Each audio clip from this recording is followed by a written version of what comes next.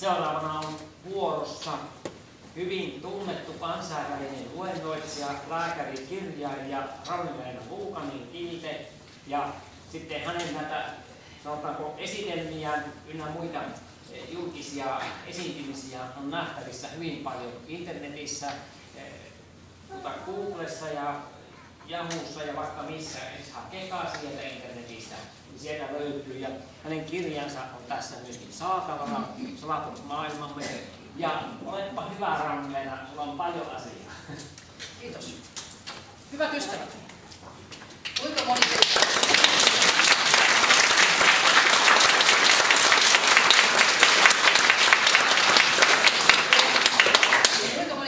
itse asiassa tietää, että me elämme salatuissa maailmassa. Tässä on perhonen, joka on käpertynyt tähän hämänkin verkkoon ja pyristelee pois. Se on erittäin symbolista mielestäni ihmisenä olemisessa tänä päivänä tällä maaplaneetalla. Aiheita tänään on maailman suurimmat salaisuudet, kosmiset kontaktit, supersotilaat ja lopuksi sitten tietysti, uskaltaisinko sanoa, tai jätetään siihen loppuun.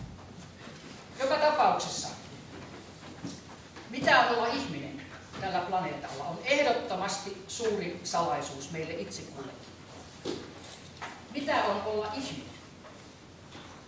Mehän näemme toisemme, me aina kiinnitämme huomion kehoon. Mies, nainen, koira, kissa, elefantti, delfiini. Emmekä yleensä ajattele, että tämä on vain kuin auto ajajalle. Ajajahan on paljon tärkeämpi kuin auto. Ja kehomme on kuin auto ja me, energiamme, energiaruumiimme, jota kutsutaan joskus astraalikehoksi, se on itse, se on ihminen. Ja se on ikuinen. Koska se on energiaa, ja energiahan Einsteinin mukaan ei voi koskaan hävitä eikä kuolla. Mistä me tiedämme, että me olemme energiaa? Se voidaan mitata. Se on mitattu jo silloin, kun oli lääketieteen kandidaatti joskus 40-50 vuotta sitten. Elektronimikroskoopissa joka ikinen solu värähtelee. Otetaan se mistä tahansa pieni solu, niin se värähtelee. Mutta me emme näe tätä värähtelyä. Ja meille on opetettu myöskin lääketieteessä, ja vielä tänäkin päivänä ilmeisesti moni kollega luulee, että aivot ajattelevat. Tämä ei pidä ollenkaan paikkaansa, ja siitä on täydet todisteet. Olin Oslossa eräässä tilaisuudessa, jossa erittäin tunnettu maailmalla eräs tunnetuimpia professoreita, Noam Chomsky, piti esitelmän 2000 hengelle Oslon yliopistossa.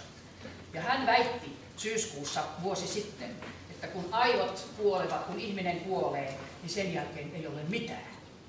Minun oli pakko nostaa käteni, että herra professori, jopa tämänpäiväisen ja 30 vuotta sitten tehdyt tutkimukset kuolemanrajakokemuksista ja ruumiista poistumisilmiöstä osoittavat, että aivot eivät ajattele, vaan ne ovat, meille tulee ulkopuolelta ajatukset ja aivo on kuin projektori näiden meidän filmiajatuksille. Todisteena tässä on esimerkiksi venäläisen tutkimuksen. Hämmästyttävästi, tai onko se niin hämmästyttävästi, mutta kuitenkin sieltähän ei paljon tihku ilmoituksia tai tutkimuksia meille, koska venäjän kieli on sellainen, että me emme hallitse sitä. On paljon helpompi lukea englanninkielisiä ja amerikkalaista disinformaatiota. Mutta tämä oli aikamoinen, nimittäin tänä vuonna oli Pravdassa Venäjän puolustusministeriön kenraaliluutnantti Aleksei Savinin haastattelu. Ja Savin kertoi tässä haastattelussa, että he tutkivat, millä tavalla tehdään niin sanottua superihmistä. Meidän pitää tajuta, että tänä päivänä koko ihmisrotua muutetaan aivan totaalisesti. Sanotaan karkeasti, noin 50 vuoden kuluttua tätä ihmisrotua tällaisena kuin me olemme tänään ei ole enää olemassa. Koska meitä muutetaan ja me emme edes tajua sitä. Ja tässä on se suuri kysymys, että jos me haluamme, että ihmisrotu säilyy sellaisena kuin se on, niin meidän pitää tehdä asialle jotakin. Mutta ensimmäinen asia on tietysti tiedostaminen. Mitä ollaan tekemässä? No, kenraaliluutnantti Aleksei Savin kertoi, että heillä on Venäjällä valtiollinen ohjelma, jossa he testaavat ihmisen resursseja, nimenomaan psyykkisiä resursseja eri tavalla. Ja he ovat tulleet tutkimuksissaan siihen konkluusioon, siihen johtopäätökseen, että ihminen on energia- ja informaatiosysteemi. Toista. Ihminen on energia- ja informaatiosysteemi, joka saa informaation ulkopuolelta.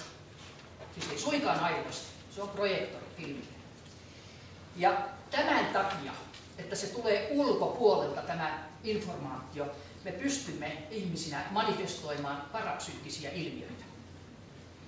He tekivät tutkimuksia 3 eri ryhmällä. He jakoivat, yksi ryhmä oli tiedemiehiä, toinen oli sotilaita, upseereita ja 3. oli naisia. He yrittivät ottaa yhteyksiä kosmokseen. Mielenkiintoista oli, että naiset pärjäsivät kaikkein parhaiten. Se oli hämmästyttävä löytö ehkä, ottaen huomioon yleisesti tämmöisen macho-maailmassa elämisemme. Ja naiset pääsivät avaruusalukseen ja keskustelivat humanoidien kanssa. Ja he toivat sitten sen tiedon, mitä heiltä saivat humanoideilta. Ja he olivat sitten sitä mieltä, että määrätynlainen metodi oli se, jolla he saivat tämän kontaktin. He olivat ottaneet hallusinaatiot pois ja kaikki muut mahdolliset virhelähteet. Eli tämä oli olevinaan ainakin virallisesti oikeata tietoa. Ja mikä oli se oikea tieto? Hämmästyttävää. Humanoidit sanoivat, että he itse asiassa eivät ole kiinnostuneita ihmisrodusta sellaisena kuin me tänä päivänä olemme, koska me olemme kuin lapset. Me emme ymmärrä maailmankaikkeutta. Me emme ymmärrä ja meidän sivilisaatiomme on niin nuori, että heitä ei oikeastaan kiinnosta, mutta he joutuvat valvomaan meitä, koska me olemme kuin lapset. Ja lapsiahan pitää valvoa, että ne tee pahaa itselleen ja muille. Sen jälkeen humanoidit kertoivat myöskin, että maaplaneetalla on 2 suurta haastetta. Ja toinen on niin sanottu globaalinen muutos ilmastossa. Ja toinen oli juomaveden tuleva puute globaalisesti. Ja kun nämä naiset sitten tulivat takaisin tähän kehoonsa, koska sehän oli psyykkinen kokemus, he lähettivät energiaruumiinsa pois sille toiselle dimensiolle. Ja energiaruumishan on koostuma siitä värähtelystä, jota kaikki nämä meidän solumme tekevät. Eli se on samanmuotoinen kuin itse olemme tässä ja nyt, mutta siinä ei ole minkäänlaisia handicapia, ei ole amputoitua kättä tai jalkaa tai sokeutta tai kuuroutta. Ja ainoa ero meihin on se, että sillä ei ole sukupuolielimiä. Eikö ole mielenkiintoista? Miksi meidän energiaruumissa ei ole sukupuolielimiä? Siksi, että primääristi me olemme androgyyniä tai neutraaleja, jotka manifestoituvat sitten silloin, kun tulemme tälle planeetalle, joko miehen tai naisen ruumiiseen, niiden tarpeiden mukaan, joka tällä energialla, tällä sielulla on olemassa. Me yhtä hyvin voimme manifestoitua mille tahansa planeetalle, riippuen meidän omasta tarpeestamme. Ja hämmästyttävästi sitten kun esitetään kysymyksiä, että miksi joku, niin kuin täällä aikaisemmin kysyi eräs henkilö, miksi jotkut näkevät ufoja ja toiset samassa ryhmässä olevat eivät näe. Tämä on hyvin yksinkertainen selitys, koska meillä on joka ikisellä ihmisellä sormenjäljet aivan uniikit, niitä ei ole 2 samanlaista. Niin meillä on myös niin sanottu brain signature, eli aivojen signatyyri, aivojen tämmöinen signatyyri, joka on jokaisella erilainen se värähtelytaso. Ja se riippuu totaalisesti meidän henkisestä, sielullisesta tasosta, meidän energiastamme. Ja ennen kuin jotain niin sanottua paranormaalia voi tapahtua, niin meidän pitää tulla samalle frekvenssille, samalle värähtelytasolle kuin ne, jotka näitä ilmiöitä meille aiheuttavat. Ja jos joku ei ole sillä tasolla, niin hän ei näe. Ja se, joka on, niin se näkyy.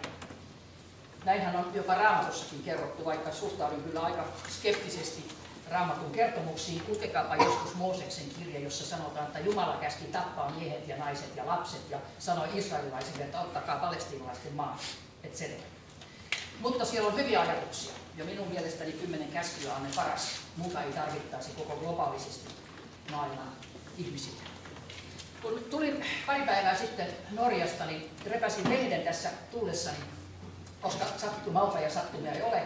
Tässä lehdessä olikin mielenkiintoinen pieni juttu. Siinä kysyttiin universaaliset kysymykset. Ja lehti kysyi lukijoiltaan, kuinka vanha on universumi? Vastatkaa, en minä tiedä. Ja väittäisin myös, että ei kukaan muukaan tiedä, mutta tämä on tietysti matemaattinen, sanotaanko hypoteesi. Ja vastaus oli, että noin 13,8 miljardia vuotta. Näin me luulemme, meidän tiedämme tänä päivänä. Sitten kysyttiin, että kuinka suuri on se näkyvä universumi.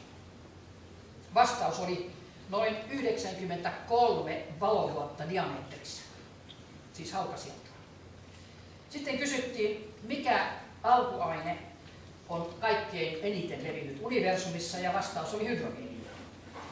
Seuraava kysymys oli, että kuinka suuri osa universumin massasta on niin sanottua mustaa massaa. Vastaus oli 26,8% ja itse asiassa sitä mustaa massaa on 68,3. Siis tässä on joku ristiriita. Emmehän me tiedä, ei kukaan tiedä. Nämä on arvioita. Mutta tavallinen, aivan tavallinen materia, jota me voimme nähdä, planeetat, kuut, se on vain 4,9%. Se on hyvin vähän. Ja sitten kysyttiin viimeisenä, että kuinka suuri on meidän galaksimme, meidän Milky Wayn, linnunratamme. Vastaus oli noin 100 000 valovuotta diametrillä. No mitä nämä luvut itse asiassa kertovat meille? Eivät yhtään mitään. Ne ovat vain lukuja. Ja kun me kysymme kosmisista kontakteista niin muun muassa, että missä ne ovat, mikä niiden nimi on, niin miksi me haluamme tämmöistä detaljitietoa, kun me emme kuitenkaan pysty sitä käsittelemään? Suurin salaisuus, kuten mainitsin, on olla ihminen. Ja koska ihminen tässä fyysisessä olomuodossa tällä planeetalla käyttää yleensä 3–8% aivojen kapasiteetista, aina alle 10, ellei ollut kuuluu neroluokkaan, joka saattaa käyttää jopa 30% aivojen kapasiteetista, niin mehän emme pysty käsittelemään suuria kokonaisuuksia. Me emme kerta kaikkiaan ymmärrä, aivan kuin joku puhuu suomalaiselle kiinan kieltä. Kyllä kiinalaiset ymmärtää, mutta me emme ymmärrä. Ja jos me emme hyväksy tätä, että on olemassa olentoja, joiden kommunikaatio on aivan erilainen kuin meillä, niin mehän olemme ne, jotka teemme virheen.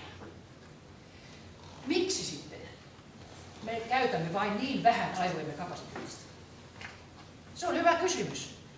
Miksi emme käytä 100%, kuten ihmiset tekee? Ja mielestäni vastaus on täysin selvä. Ihmisrotu on vielä tänä päivänä aivan ehdottomasti niin sanotulla heimorotutasolla. Mehän koko ajan olemme sodassa, tapamme, vihaamme, olemme aggressiivisia. Vain tällä alle 10% aivojen kapasiteetilla. Ajatelkaa, jos meillä olisi 100%, niin tätä planeettaa ei olisi olemassa enää. Eli aivan selvästi joku taho pitää meitä alhaisella tasolla, kunnes sitten alamme kehittää omaa henkistä kapasiteettiamme, joka muun muassa tapahtuu meditaatiolla. Sehän on helppo tapa yrittää nostaa meidän frekvenssi- ja värähtelytasoa, ja silloin pystyy muut dimensiot meitä lähestymään. Jos ajattelemme tätä ihmisenä olemista, niin me, kuten mainitsin, aina keskitymme tähän kehoon. Mutta amerikkalainen tutkimus on mennyt aika pitkälle. Mielestäni tohtori Frankensteinin lainausmerkeissä mukaan. Me olemme viisisormisia. Meillä on 2 silmää ja nenä ja 2 korvaa. Hiukset useimmilla. Ei kaikilla. Mutta mitä tehdään tänä päivänä Minnesotassa? Meillä tehdään mielestäni totaalisesti epäeettisiä tutkimuksia. Ja esimerkiksi nyt sikoja käytetään. Erittäin älykäs rotu muuten nämä siat. Niin siat, jotka käytetään tutkimuksiin tänä päivänä, esimerkiksi Minnesotassa syntyvät ja niillä on ihmisverta, joka on niihin siirretty. Eli aloitetaan tämä ihmisen ja eläimen fyysinen kombinaatio. Nevadassa käytetään lampaita ja siellä on sekä ihmisen maksaa että ihmisen sydäntä. Ajatellaan. Kaliforniassa pienille hiirille pannaan ihmisen aivosoluja ja ne sitten signaleeraavat niin kuin ihmisen aivosolut tekevät. Tästä kerrottiin jo 20.11.2004 Washington Postista ja he kutsuivat näitä ihmiseläin-kombinaatioita nimellä Shemeras. Mutta en usko, että sillä sanalla on edes suomalaista vastinetta, mutta ne ovat ihmiseläinhybridejä. Eli mitä on tuo ihminen? Lisäksi bakteereilla ja viruksilla tehdään geneettistä manipulaatiota ja tarkoituksena muun muassa tietysti, että saataisiin esimerkiksi diabetes-ihmisille, ihmiset, jotka sairastavat sokeritautia, niin saataisiin heille erittäin hyvää lääkitystä tai muuta. Minusta tässä mennään aivan liian pitkälle. Mutta tänä päivänä jo kirurgit eräissä paikoissa käyttävät sekä lehmän että sian näitä sydämen läppiä ihmisille omissa tutkimuksissaan silloin, kun ihminen tarvitsee esimerkiksi sydänsiirtoa tai muuta. Niin kannattaa olla niin kuin kysymässä, että onko tämä nyt ihmisestä tämä läppä, joka pannaan meille, vai onko se artifisiaali keinotekoinen, vai tuleeko se sitten näistä lehmistä tai sioista. Guardian-lehti jo 2.4.2008 kirjoitti, että ensimmäinen brittiläinen ihmisen ja eläimen hybridi on nyt aikaansaatu. Siis tämä on jo monta vuotta vanhaa tutkimusta, mutta kuinka monta kertaa Suomessa olette kuulleet yhdenkään massamedian kertovan tästä? 98% itse asiassa korporaatioiden omistama massamedia on täysin niin kuin painettu alas. Niillä on tabuaiheet, joista ei saa kertoa. Ufologia on yksi niistä, muuta kuin naurettavaksi tekemisellä, ja ne on kaikkia tinahattupäisiä hörhelöitä ja muuta. Todellista tutkimusta ei saa kertoa, yleisesti ottaen. Mutta nyt on tapahtumassa jotakin. Aivan selvästi halutaan antaa informaatiota, ainakin tipottaa. Eli meitä valmistellaan suuriin muutoksiin ihmisenä olemisesta. Nimittäin kun tältä kenraaliluutnantti Savililta kysyttiin, että miksi hän kertoo julkisuudessa nyt näistä venäläisistä tutkimusta humanoidien kanssa, niin hän sanoi, että ihmisten pitää olla valmistautuneita uusiin haasteisiin. Ja minkä takia sitten me salaisimme näitä asioita. Siis täydellinen käännös asioissa. Ja jos yleensäkin haluatte tietää, mitä viranomaiset antavat oikeata tai väärää informaatiota, niin pankaa se informaatio, jota saatte massamediasta ylös alasin. Niin silloin tiedätte, mistä on kyse. Esimerkiksi, kun Elo tuli 3 vuodeksi Nokian johtajaksi, niin hän sanoi, minä en ole Troijan hevonen. Minä tiesin silloin heti. Pane se ylös alasin, minä olen Troijan hevonen, niin kuin hän oli. Ja ajoi alas koko Nokian ja meidän lippulaivamme. Rauhanleena, minä muistan kun kerrot tämän. Joo, mä oon puhunut siitä. Niin. Mä oon puhunut siitä jo silloin kun hän tuli. Niin, 3 vuotta sitten. Se oli ihan selvä, että hän oli. Mutta muistakaa, kun pistetään ylös alasin, niin saatte oikeata tietoa. Kun ajattelemme esimerkiksi sitten näitä salaisuuksia, niin mikä nyt on sitten suuri salaisuus, paitsi tämä ihmisen oleminen? Se on nimenomaan nämä kosmiset kontaktimme. Ja ihmisen omasta kehitystasosta riippuu, saako hän niitä kontaktia vai eikö hän saa. Ja hypnoosiregressioilla voidaan hyvin helposti saada herkät ihmiset ainakin niin muistamaan asioita, jotka he ovat kokeneet aikaisemmin universumissa. Muistamaan jopa sitä, että he ovat itse asiassa olleet toisessa hahmossa, toisella planeetalla, niin sanottuna eteen. He muistavat, missä muodossa he ovat. Kalevi Riikonen näytti monenlaisia kuvia, minkälaisia ihmishahmossa olevat voivat olla tai eläinhahmossa olevat. Ja miksi me pelkäämme erilaisuutta? Muun muassa siksi, että monet ET-rodut näyttävät meistä ilman muuta eläimiltä. Mutta ne ovat meitä tuhansia vuosia edellä teknisesti ja henkisesti, joka on paljon tärkeämpää. Mutta me olemme aina fiksoitunut siihen ruumiiseen, ja kun tulee, sanotaanko, suden näköinen olento joltakin planeetalta, niin ihmiset pelästyvät. Koska me olemme fiksoituneita aina tähän kehoon, eikä siihen energiaan, joka näkyy jokaisen eläimen ja jokaisen ihmisen silmistä. Näitä rotujahan on tuhansia. Amesista laboratoriosta, NASAn laboratoriossa on kuvia 70 rodusta Kaliforniassa, mutta sehän on vain pieni osa, koska eihän meistä kukaan tiedä periaatteessa, mihin universumi päättyy. Näinhän Buddhakin sanoo.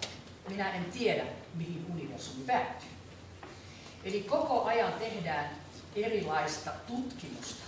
Ja nyt me olemme maaplaneetalla sillä tasolla, että me teemme tutkimusta yhdistämällä eläimen kehon ja ihmisen kehon. Onko tämä eettistä? Onko tämä moraalista? Minun mielestäni ei ole. Mutta tämä on koko ajan käynnissä, ja Kuopion yliopistossa on myös käytetty lehmiä jonkinlaisen paremman maidon saamiseksi. Se nyt on vielä lievää siihen verrattuna, että yhdistetään todellakin ihmiskeho ja eläinkeho. Mutta itse asiassa onhan meille valmisteltu tätä asiaa jo kauan, koska kuinka moni teistä muistaa esimerkkinä olento, jolla on naisen ruumis, mutta kalan pyrstö. Sehän on jopa Kööpenhaminassa melkein kaupungin niin kuin tämmöisenä tunnusmerkkinä. Jotkut taiteilijat ovat jo vuosia sitten piirtäneet ja muovanneet kentauria. Siis ihmisen hahmo ja sitten hevosen niin kuin ruumis lopulta. Mistä he ovat saaneet nämä ajatukset? Vasta kun rupeaa ajattelemaan tätä, niin voi tulla ehkä semmoiseen johtopäätökseen, että he ovat olleet ainakin tietämättäänkin kontaktissa tämän tapaisten olentojen kanssa, jotka ovat toisella värähtelytasolla. Niin se on timelines. Eli toisin sanoen, vaikka me nyt kaikki istumme tässä fyysisesti, niin osa meidän energiastamme voi olla aivan toisella tasolla, toisella aikajaksolla, toisessa fyysisessä olomuodossa, joka voi näyttää vaikka eläimeltä tai ihmiseltä. Missä ikinä me olemme kehittymässä kohti, voisinko sanoa, universaalista kaikkiallista rakkautta. Sehän on meidän kaikkien päämäärä. Jos me ajattelemme sitä, että meidän kontaktimme universumiin noin fyysisellä tasolla virallisesti korporaatioiden niin kuin omistamassa massamediassa on NASAn hallussa hyvin pitkälle, plus venäläistä. Ja Venäjältähän on tullut nyt sitten paljon oikeata tietoa. Olin jo 90-luvun alussa Moskovassa UFO-konferenssissa, jossa, ajatelkaa, siellä oli 400 ihmistä, se oli auki, tai siis avoin kaikille ihmisille, mutta siellä oli pääasiassa korkeita upseereita, kenraaleita, everstejä, pilotteja, Neuvostoliiton tiedeakatemian jäseniä, ja yleisön joukossa oli jotain silloin tajunnutkaan, mistä oli kyse. Oli USA-armeijan tiedustelupäällikkö ja kenraali Popovich, joka itse on kosmonautti, avasi tämän kongressin. Ja kongressin puheenjohtajana oli Dr. Ashasa, joka en taaskaan silloin tiennyt vasta jälkeenpäin, että hän oli Neuvostoliiton laivaston tiedustelupäällikkö. Voitteko kuvitella, että tämmöinen taso on suurelle yleisölle avoin? Ei voisi kuvitella, että Suomesta tai varsinkaan jostain muista länsimaista niin korkeatasoiset kenraalit tulevat pitämään esitelmiä. Ja tämä oli siis 90-luvun alussa, pari kuukautta ennen sitä, kun Neuvostoliitto romahti. Ja hyvin hämmästyttävää oli se, että siellä se energia, joka siitä yleisöstä tuli ja niistä esitelmistä, se oli niin voimakas ja se venäläinen musiikki, että kerta kaikkiaan niin kuin hiukset nousivat pystyyn. Ja Edgar Naumov, joka on ollut myöskin vankilassa, koska hän oli yksi parhaita parapsykologeita, tunnetuimpia joskus jo 30 vuotta sitten, ja silloinhan Neuvostoliitto ei sallinut, että näistä asioista saa puhua. Se oli valtiosalaisuus, niin kuin se näyttää vieläkin olevan ainakin Atlantin toisella puolella. Hän oli nyt vapaana ja hän piti esitelmän musiikin, venäläisen kirkkomusiikin avulla. Ja se oli todella niin voimakas, että minä väitän, että koko se yleisö oli jollain tavalla nostettu vähän korkeammalle tasolle. Ja 2 kuukauden kuluttua Neuvostoliitto romahti. Se oli kyllä aivan selvästi niin kuin menossa siihen suuntaan ja olen iloinen, että sain kokea sen. Eli mikä on tärkeintä?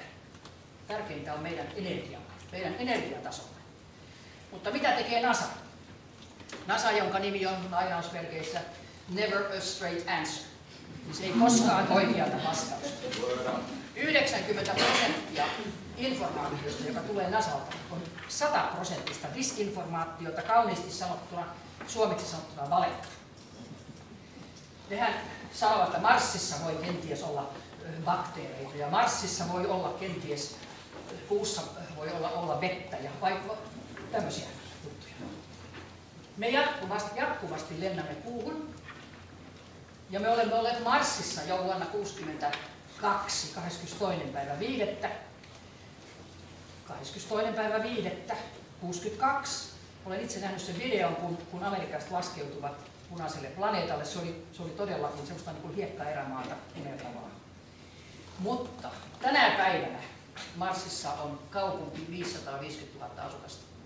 Ajatelkaa. Ja miksi tämä saattaa meitä? Nyt on itsekin nähnyt jostakin lehdissä, että etsitään vapaaehtoisia, jotka haluaisivat mennä niin kuin yhdensuuntaiselle reissulle Marsiin. Miksi?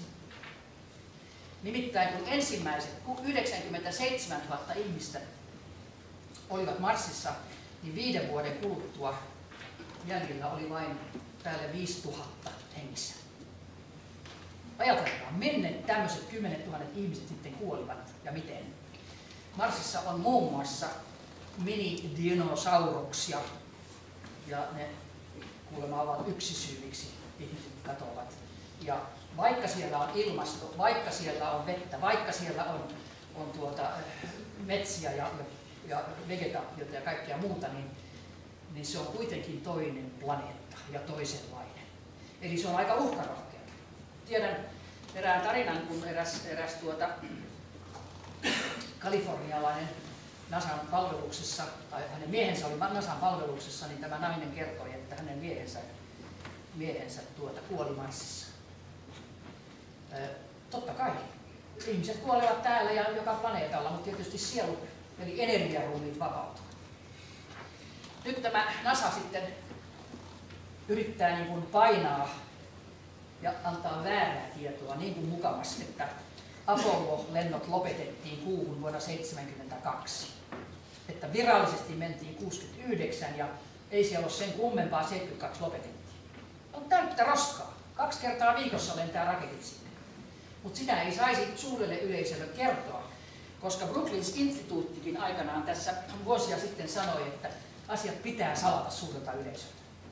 Miksi?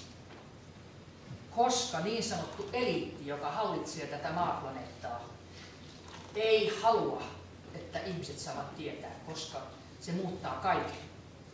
Ja miksi se muuttaa kaiken ja mitä se muuttaa?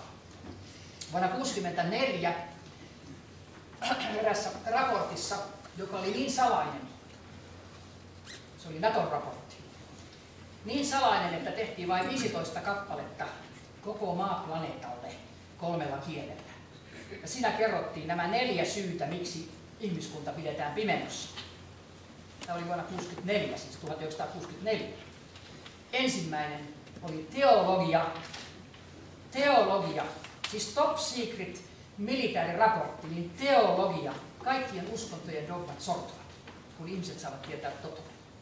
Toinen oli ihmiskunnan ego sortuu, Mehän luulemme, että me olemme kaikkein suurimmat ja mehän olemme universumin kaikkein älykkäin rotu. Roskaa. Me olemme todellakin muurahaisten tasolla. Tai niin kuin Coloradossa ilmavoimien kadetteille opetettiin jo 70-72 manuaalissa, että on kiva käydä lainausmerkeissä Korkeasaaressa, eli kiva käydä zoossa, eläintarhassa.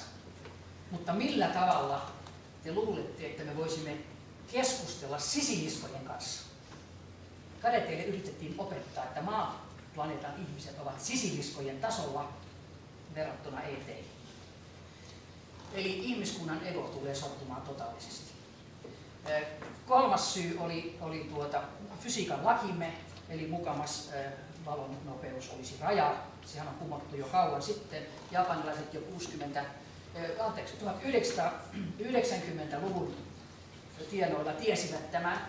Asia paljastui Suomen ilmavoimien komentajan Rauno Meriön Jyväskylästä ilmoituksessa, kun olimme tämmöisessä radioyhteydessä. Yle haastatteli, minä asuin silloin Genevessä ja Rauno Meriö oli Jyväskylässä, ja nostan hattua, että ilmavoimien komentaja sanoi suoraan siinä haastattelussa, että japanilaiset ovat jo, se oli silloin muistaakseni 3 vuotta sitten, ylittäneet tämän valon nopeuden. Ja vieläkin on olemassa, Norjassakin ei ollut kovin kauan sitten, kun ilmoitettiin, että nyt on, siis nyt tässä puolen vuoden sisällä, on valon nopeus ylitetty. Eli ihmisille annetaan totaalisesti väärää tietoa, hidastetaan tätä tiedon antamista ja annetaan väärää tietoa. Väärää tietoa. Lopulta se 4. pykälä, miksi salataan, oli, että meidän ekonomiamme muuttuu ja se varmaan krassaantuu ja sehän on tulevaisuuden kuva aivan ilman muuta. Mutta eikö ole väärin, että me elämme illuusiossa, me elämme salatuissa maailmoissa. Meille ei kerrota edes sitä, mitä on olla ihminen. Eli me olemme energiaolentoja, ikuisia olentoja. Me emme voi kuolla. Ja me olemme samanaikaisesti, mahdollisesti, eri dimensioilla. Jos ajatellaan sitä, että jotkut meistä koulutetaan niin sanotuiksi supersotilaiksi. Ja mitä tämä tarkoittaa, kun venäläinen kenraali sanoi, he kouluttavat, he haluavat superihmisiä, niin mikä on tämä supersotilas? Las Vegasissa oli kesällä supersotilaiden kongressi, en ollut siellä, mutta kuulin siitä. Ja supersotilaat ovat henkilöitä, jotka valitaan geneettisten ominaisuuksiensa mukaan.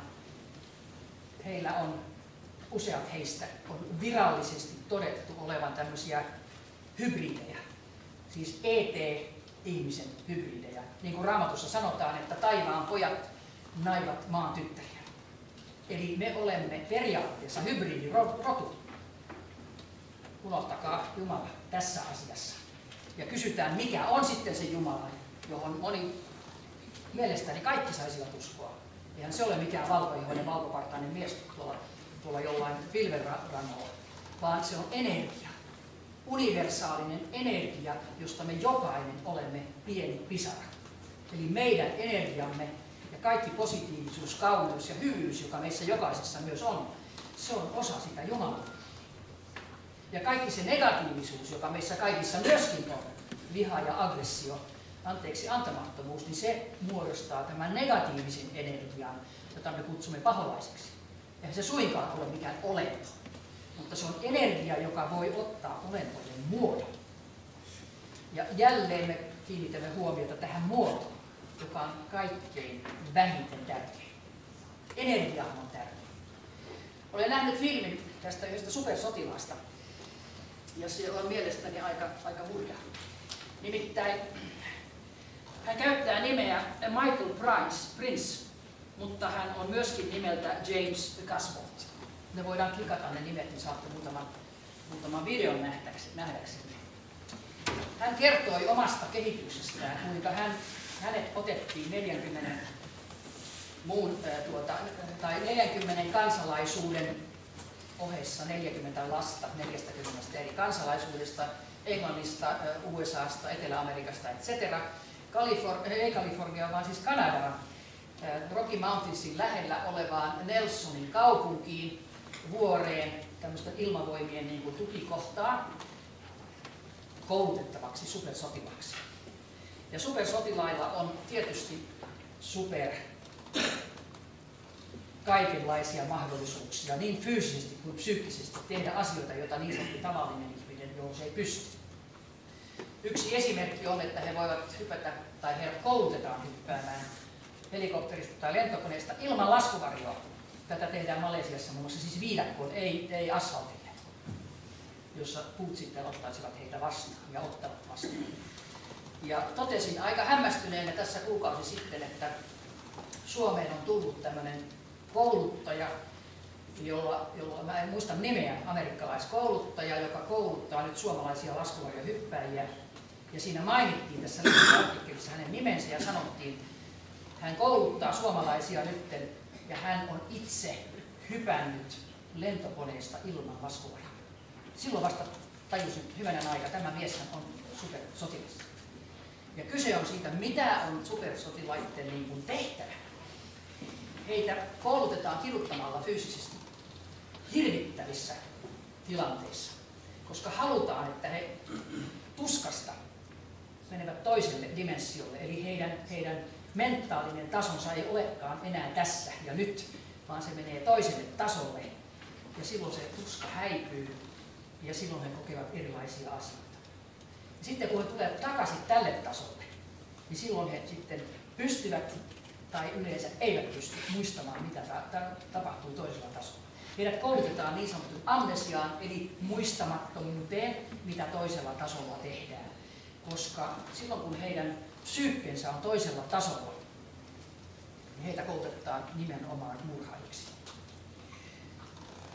Tämä on erittäin kovaa tekstiä, mutta tämä on totuutta. Tämä kuuluu salattuihin maailmoihin. Me elämme täydessä illuusiossa, ja varsinkin Suomessa ei näistä asioista tiedetä, koska Suomessa ei ymmärtääkseni kouluteta tällä tavalla ihmisiä. Koulutukseen kuuluu muun muassa, heitä pistetään arkkuun, joka on täynnä käärmeitä tai hämähäkkejä. Ja yleensä pienet lapset, kun se alkaa se koulutus jo lapsena, niin ne pelkäävät. Meistä jokainen pelkäisi, jos me olemme arkussa ja käärmeet kulkevat ympäriinsä. Tällä tavalla saadaan heidän pelkonsa hallintaan ja hyppäävät toiselle tasolle, ja silloin yhtäkkiä tämä taso häipyy, ja heitä voidaan sitten ohjelmoida mihin tahansa. Minä en ymmärrä todellakaan sitä, että me ihmisrotuna olemme tällä tasolla. Ei tietenkään 100%, mutta esimerkiksi USA-armeija kouluttaa näitä. Coloradossa käydessäni luennoimassa monta vuotta sitten, niin mennessäni kentälle, niin eräs nainen pysäytti minut ja sanoi, että hän haluaisi keskustella, hän haluaisi kertoa, että hän on ollut näissä maanalaisissa luolissa. Ja minä en ollut silloin ikinä kuullut näistä asioista. Ja ajattelin, että ei voi olla totta. Hän kertoi, että lapset otetaan, noin 10 000 lasta katoaa Amerikassa vuosittain. Ne vaan katoaa. Sitten viedään, osa tietysti voi kuolla ja häipyä, mutta ne viedään maanalaisiin armeijan ilmavoimien tukikohtiin just koulutettavaksi erilaisiin asioihin. Ja ne on 2 pääryhmää. Ja se ensimmäinen ryhmä, hän sanoi, oli lapset koulutetaan ottamaan yhteyttä niin sanottujen kuolleiden tiedemiesten energioihin, että nämä antaisivat tietoja sielullisesti uusista keksinnöistä, jotka sitten nämä voivat antaa esimerkiksi suurfirmoille, jossa yhtäkkiä sanotaan, että me ollaan nyt keksitty tämmöinen asia. Ja se toinen ryhmä, mihin lapsia koulutetaan, on kosmisiin kontakteihin. Eli se on positiivista periaatteessa, mutta se tehdään jälleen hirvittävällä tavalla, eli kiduttamalla fyysisesti. Niitä lapsia pistetään roikkumaan katosta alasti ja sen jälkeen viimataan elektromagneettisella viimillä, jolloin on tietysti hirvittävä tuska. Ja silloin ne puolustautuakseen hyppäävät toiselle aikajanalle. Heiltä vedetään ihoa irti. Se on kidutusta. Ajatelkaa, että tänä päivänä tehdään USAssa tällaista. Ne lapset, jotka eivät pärjää tässä, ne tapetaan toisten nähdessä. Siis tämähän on aivan hirveätä. Tyttöjen piti sitten verijäljet putsata siitä ja pojat sitten kantoivat ruumiit, tämä nainen kertoi, tänne hautausmaalle semmoisiin paikkoihin, missä oli tuoreita kukkia. Ne kaivoi sen ja pantiin sinne. Tämähän on mahdotonta tavalliselle suomalaiselle ymmärtää, että tämmöistä tapahtuu. Mutta asiat tulevat nyt julki. Ja tarkoitus on tietysti, että tämmöinen on lopetettu. Mutta muistakaa se, että Rion konferenssissa 1992, Earth Summit, siinä päätettiin, että 85% ihmiskunnasta pitää kuolla. Eli eliminoida meitä on liikaa.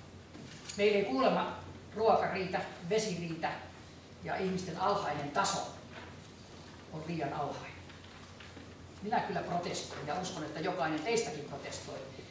Ei minun mielestäni joku eliitti tai joku militääriryhmä saa päättää, että natsisysteemi otetaan käyttöön, invalidit pois, sokeat pois, kuurot pois, mielisairaat ehdottomasti pois, heitä käytetään koe-eläiminä. Tänäkin päivänä, sanoisin laboratoriorottina, jopa psykiatriassa Suomessakin. Tästä minulla on todisteitakin. Nimittäin kun ihmiseen istutetaan mikrosia, tietämättään tai tietoisesti ja yleensä tietämättään, niin tänä päivänä se on niin pieni kuin 2 mikromilliä, kun tämä hiuksen läpimitta on 50 mikromilliä. Siis sitä ei kukaan enää näe eikä sitä voi poistaa. Ja on eri tapoja saada tämä mikrosiru ihmiseen. Yksi on rokotukset. Varoitan. Eilisessä aamulehdessä luki isoin kirjaimin, että nyt alkaa taas syyskuussa rokotukset. Älkää menkö. Sika-influenssarokotuksessa oli mikrosiru, steriloiva aine, virus SV40, joka aiheuttaa syöpää. Amerikan viranomaiset ovat nyt julkisesti todenneet, että jo poliorokotuksessa silloin he ilmisoivat 98 miljoonaa ihmistä tällä SV40, joka aiheuttaa syöpää. Tämä kuuluu siis tähän depopulaatio-ohjelmaan. Ja TED-konferenssissa 18. helmikuuta 1910 Bill Gates, joka on multimiljonääri, sanoi aivan suoraan, ja se näkyy myöskin videolla internetissä. Hän sanoi, että rokotukset tänä päivänä ovat depopulaatiota varten. Ajatelkaa, mitä viranomaiset tekevät tavallisille ihmisille, joka ei tiedä näitä asioita. Kehottavat menemään rokottamaan. Ja mikä on seuraus? Narkolepsia lievin on myönnetty Suomessa. Meillä ei ole myönnetty abortteja tai mahdollisia halvauksia, kuolemantapauksia. Tapasin eräässä luennossa Helsingissä erään rokotushoitajan, joka tuli epätoivoisena sanomaan, että mitä hän tekee. Hän on rokotushoitaja. Tämä on hänen ammattinsa ja on joudui vaan sanomaan, että joko sä vaihdat ammattia tai sitten jatkat tietäen, että sinä tuhoat näitä ihmisiä. Pitkällä tähtäyksellä tai heti. Hän sanoi, että hän ei ollut ottanut sika-influenssarokotusta eikä antanut lapsillekaan ja muut terveydenhoitajat naureskelivat ja ottivat. Kunnes 4 terveydenhoitajaa samassa yksikössä, iso yksikkö Helsingissä, aborttoi. Sen jälkeen hymy hyytyi. Kanadassa 70 naista aborttoi heti injektion jälkeen, jolloin Kanada veti pois 170 annosta näitä rokotteita. Angela Merkel esiintyi mannekiineasta, hän on ottanut rokotuksen. Mutta hän ei kertonut, että hänen rokotteestaan otettiin kaikki sivuaineet pois. Ja jos te koskaan näette lääkärin tai korkean poliitikon tai jonkun, joka sanoo, että minä otan kyllä rokotuksen, tietäkää, että he ovat ostettuja. Ja he saavat erittäin suuret palkkiot rokotusfirmoilta. Esimerkkinä vain terveydenhuollon ja hyvinvoinnin laitos. Professori Ruutu sanoi Ilta-Sanomissa, ja itse luin sen, sanoi, että sika-influenssarokote on vaaraton. Eipä ole nähnyt lausuntoja sen jälkeen. Muuta kuin kehotuksia, että nyt tulee syyskuussa rokote. Älkää ottakaa. Muistakaa, se on depopulaatiota varten. 85% ihmiskunnasta pitää hävittää. Tämä on järkyttävää. Ja mikä sen voi estää? Me voimme sen estää. jos me ensin tiedostamme ja sitten alamme toimia. Eli jos ei mitään muuta, niin edes kerran päivässä keskitymme energian lähettämiseen, harmoniaan, rakkauteen, rauhaan tälle planeetalle. Niin minä väitän, että todellakaan ei silloin ammukset koske. Aivan niin kuin Kalevi Riikonen tässä sanoi, että eräällä mastereilla on niin voimakas tämä energiakenttä, että vaikka ammuttaisiin, niin se kimpasee takaisin. Onhan monta militaariraporttia Amerikasta varsinkin, että hehän aina hyökkäävät ufoja vastaan. Niin yhtäkkiä he itse tuhoutuvat ja sitten sanotaan, että ufot ampuivat heidät alas. Tämä ei pidä paikkaansa, sillä niillä on semmoinen energiakenttä. Siis aluksethan ovat sieltä, aidot alukset, niin ne ovat eläviä. Ne ovat eläviä. Niillä on energiakenttä ja jos raketti menee sinne, niin tämä kenttä suojaa sen niin, että se raketti kääntyy takaisin. Eli se, joka ampuu sen raketin, se saa oman rakettinsa takaisin. Ja sitten ne sanoo, että joo, ET ja tämä UFO ampui. He ampuivat itse ja saivat mitä mielestäni ansaitsivat. Ja kun tietää näitä vähän elämän lakeja, niin silloin ensimmäinen kysymys on aina, miksi me emme käytä tätä hirvittävää energiaa, joka meissä jokaisessa on, joka on syntymästä jo meille annettu. Mistä tulee energia tähän sikiöön, ihmissikiöön? Mistä se tulee ja milloin se tulee? No, hypnoosiregressioilla ainakin 3.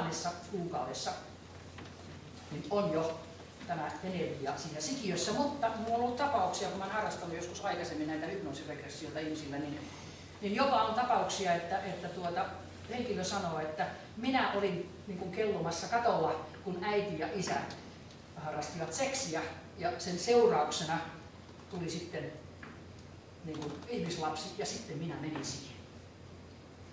Ja miksi me ei näitä muista normaalitilassa?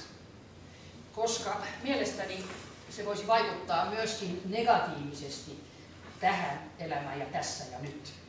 Koska ajatelkaa nyt esimerkkinä vaikka Hitleriä, jälleen syntyneenä, niin kuinka hän voisi elää tässä ja nyt, jos hän muistaisi, mitä hän on antanut käskyjä ihmisten hävittämiseksi. Se olisi liian raskas taakka.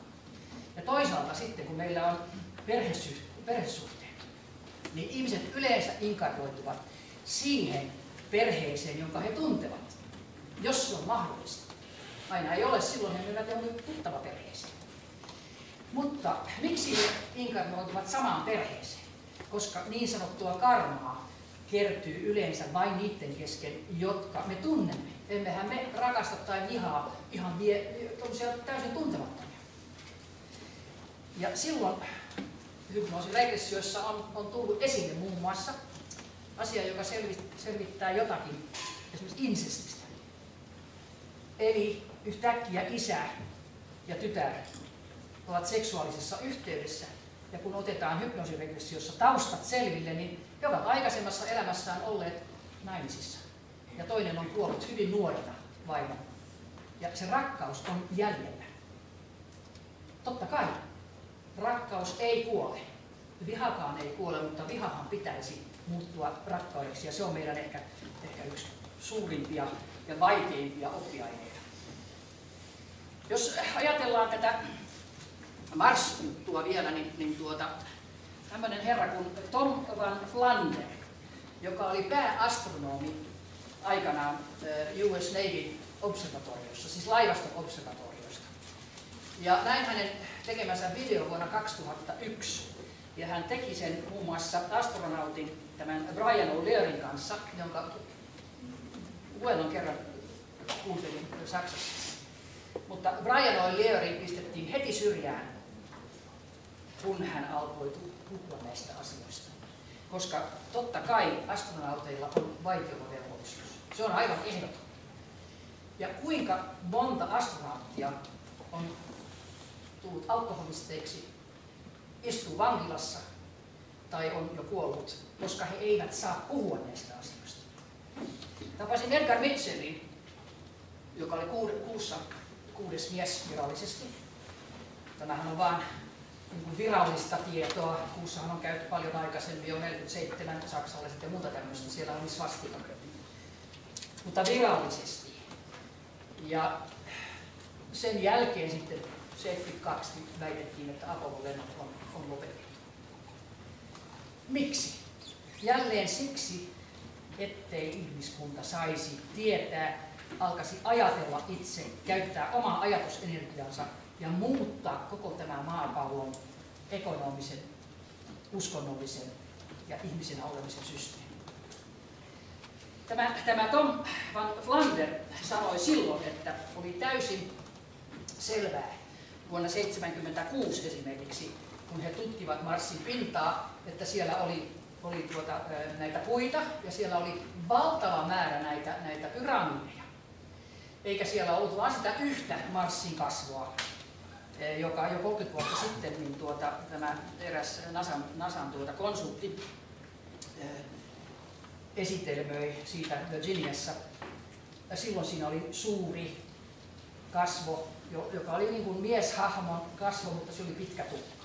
Sen jälkeen, kun hän sen pisti ympäri maapalloa, niin tuli NASAn vastaisku. Sitten iskettiin littuun tämä kasvo ja sitten kaikki näki, että ei toivo oikein mitään.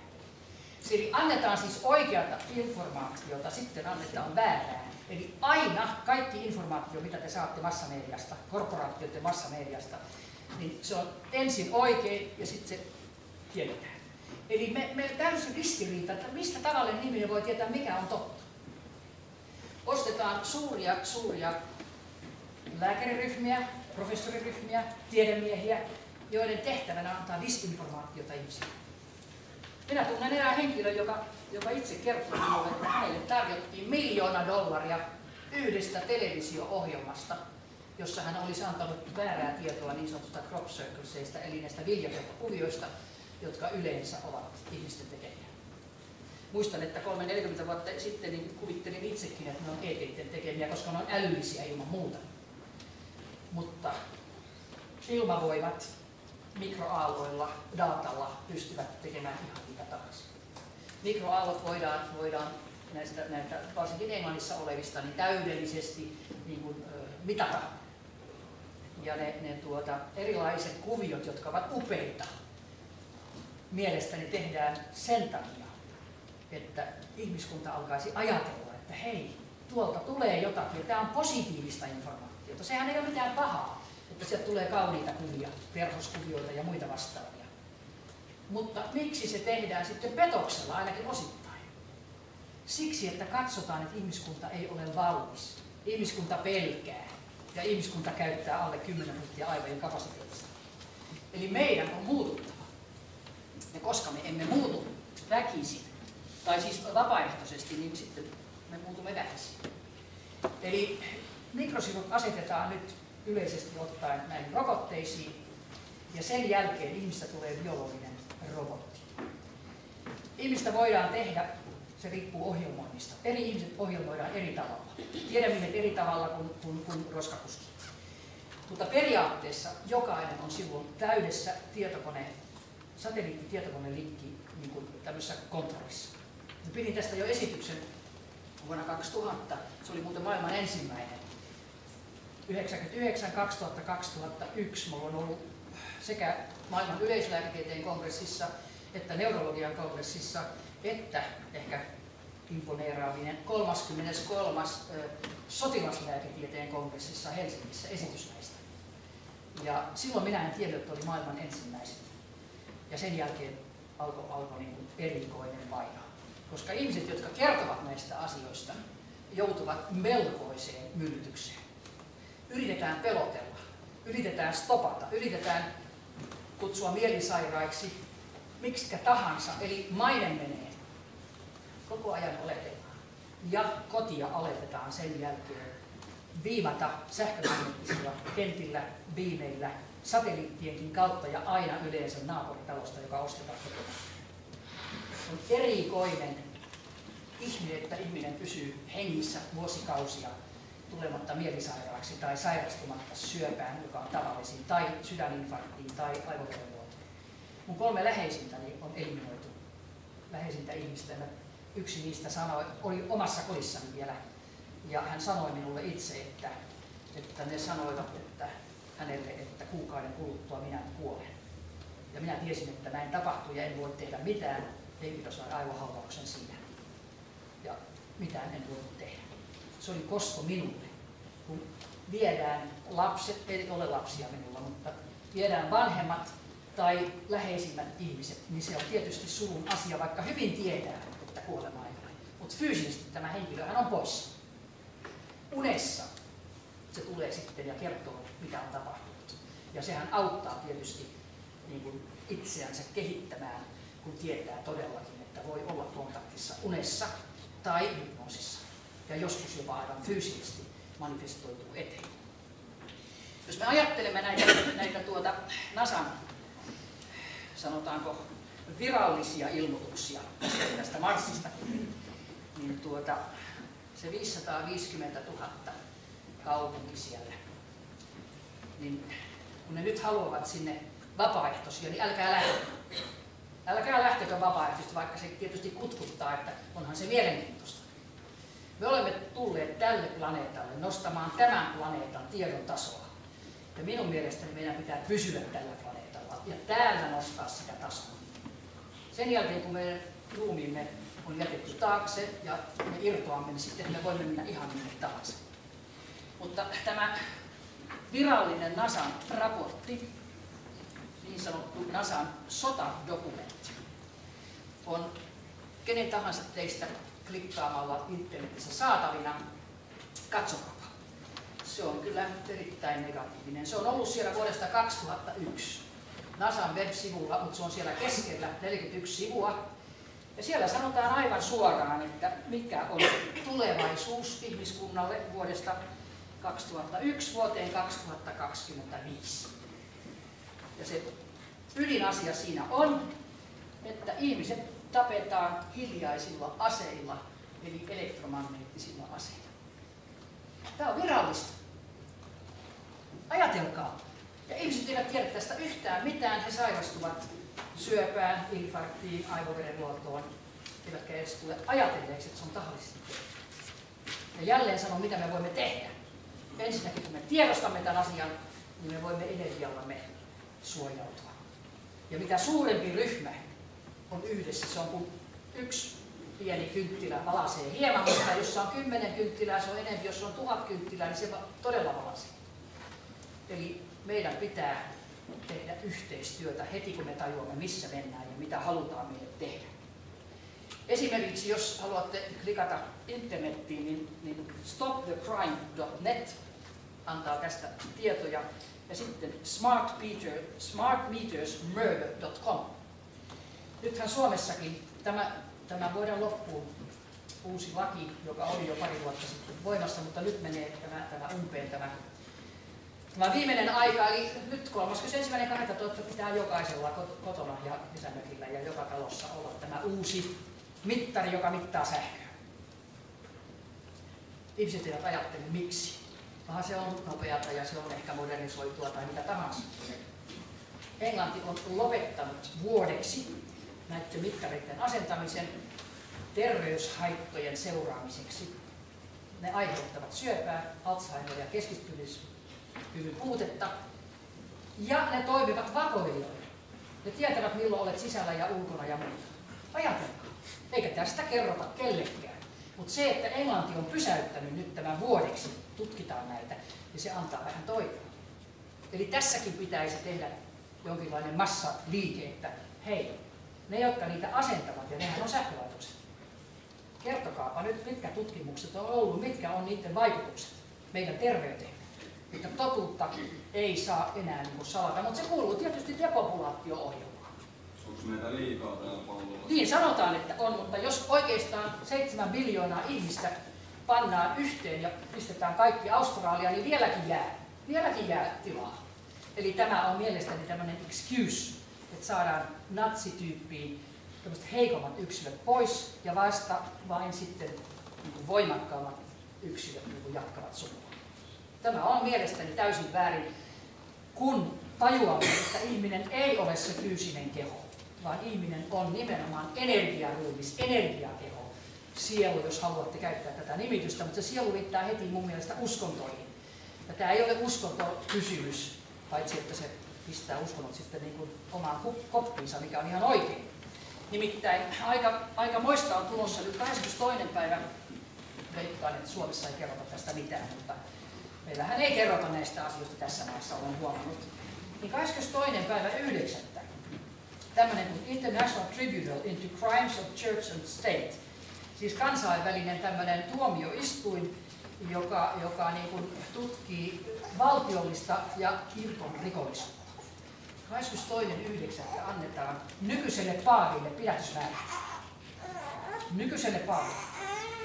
Ja kun ihmetellään, että miksi, nimittäin tuskinpa moni teistä tietää, minkä takia se edellinen paavi esimerkiksi kuoli. Vaan edellinen paavi joutui pois. Tämä sama tribunaali lähetti kirjeen, nimittäin paavin ulkoministeriö, siis Vatikaanin ulkoministeriölle, ja ilmoitti, että nyt paavi Benediktuksen nämä rikokset paljastetaan koko maapallolle. Ja mitä olivat nämä paavin rikokset? Mä oon kirjoittanut uuden kirjan, jossa mä oon muun muassa jonka nimi on Bright Light on Black Shadows, ei ole vielä kustantaja, mutta yksi artikkeli on kokonaan niin kuin tästä, mitä paavit ovat tehneet vuodelta 900 tähän asti. Ja se on hirvittävää luettavaa.